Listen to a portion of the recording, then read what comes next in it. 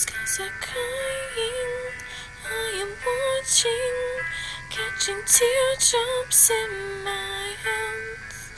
Only silence as it's ending. I think the best way to describe Olivia is just larger than life. She was this little tiny package, but she had this personality that filled a room. She was a pistol. She was she was a little spitfire, man. I remember her 18 months old. I was trying to dress her, and she stood there with her little hands on her hips, and she said, "I do it myself."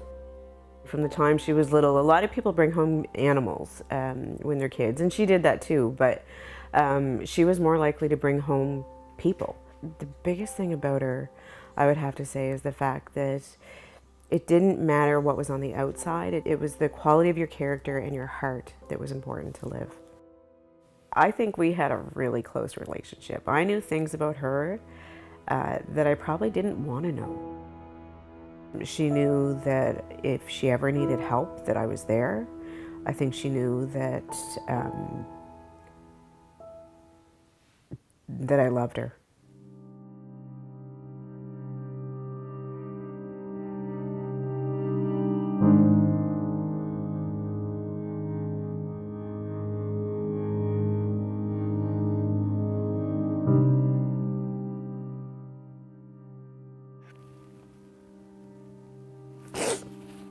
And the next thing I knew, I was on the floor outside my son's bedroom with a phone in my hand, and I'm trying to call 911 because I just want them to come and I want them to fix her and I want them to help her.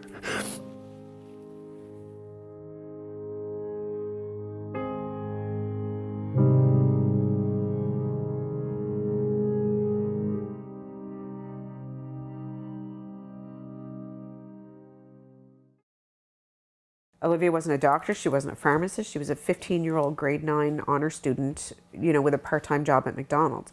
She didn't know that this drug that was given to her that night would potentially take her life. She's not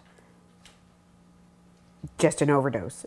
We want to make sure that her name lives on in a way that is not tied to what happened to her, it's tied to how she lived.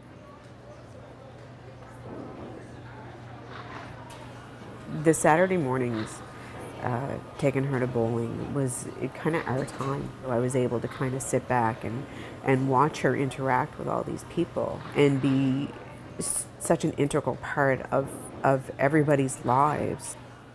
She was just special in every way. I've never had a friend like Olivia. She just had such a positive attitude and look on the world. Like, she made the world such a beautiful place.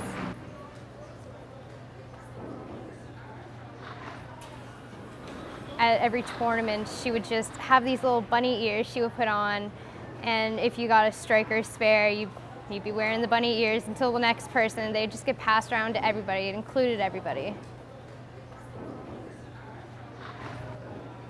When I come here, I'm usually in the zone, but as soon as everyone gets together and everyone's all vibrant and excited and cheering, all I could think about is her standing there, and she would have been a part of that. She should be a part of that.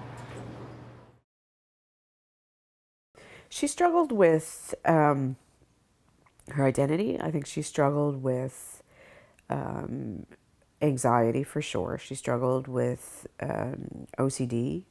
So she had some mental health issues. Paul Ingram is not only a fantastic teacher, he's a very compassionate person. She'd go into his room and she'd plunk herself down and he would just listen to her. She was the sort of person you couldn't help but notice. And she was an extremely smart girl who did very well academically, but didn't care about academics. That wasn't what she was about. She was all about the friends, and she wanted to stand up for those people that needed standing up for. Well, I think she just really wanted to see who the real person was. And she understood about people having to put masks on and having to say you're okay when you're not okay. She also struggled. She had masks on herself, and she struggled, and she wanted somebody to talk to about that. We would spend some time on Olivia, helping Olivia to understand doing what she could to help other people, but not owning all of their problems. But her impact once she died was, I mean, those kids will never forget Olivia, that's for sure. After the funeral service that was held at the funeral home, in our library here, we had a memorial service. It was important for the kids here to have a way to put some closure on their grief. She had decided when she was in probably grade 6 on the fact that she wanted to be a funeral director. She looked at me and she said, because I want to help people when they're at their most vulnerable.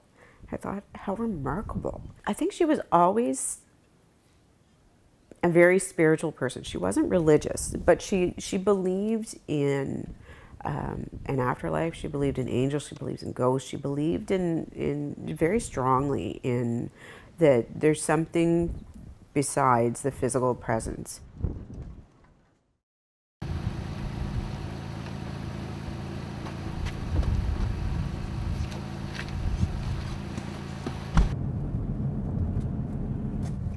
I think there is a heaven, and I think that's where she's at, or at least I hope that's where she's at.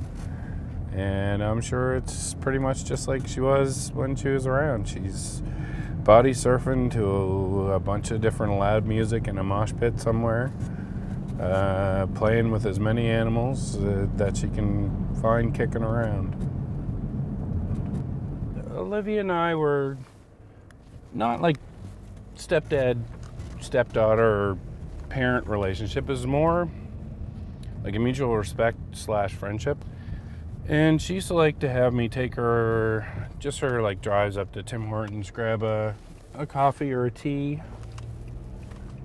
And I think she just wanted to chat.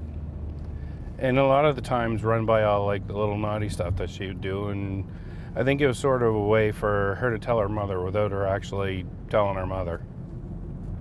It's mostly Dale that's involved in speaking out on Olivia's behalf.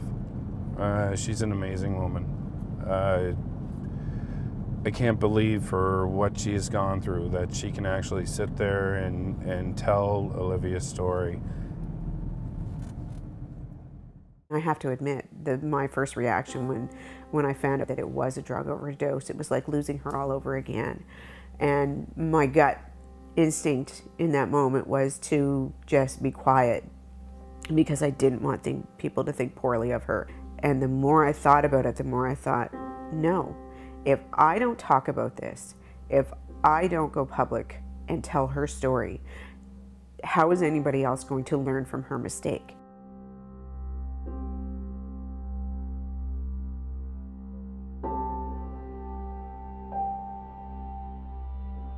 She can't speak for herself. She can't tell her story. She's not here, so I have to be her voice.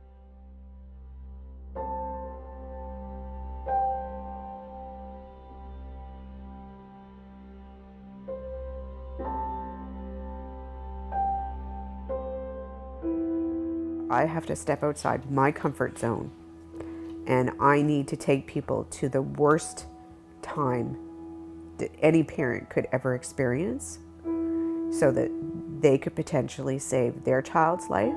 Then I will do it, and I will do it until I have no more breath left in my body to do it.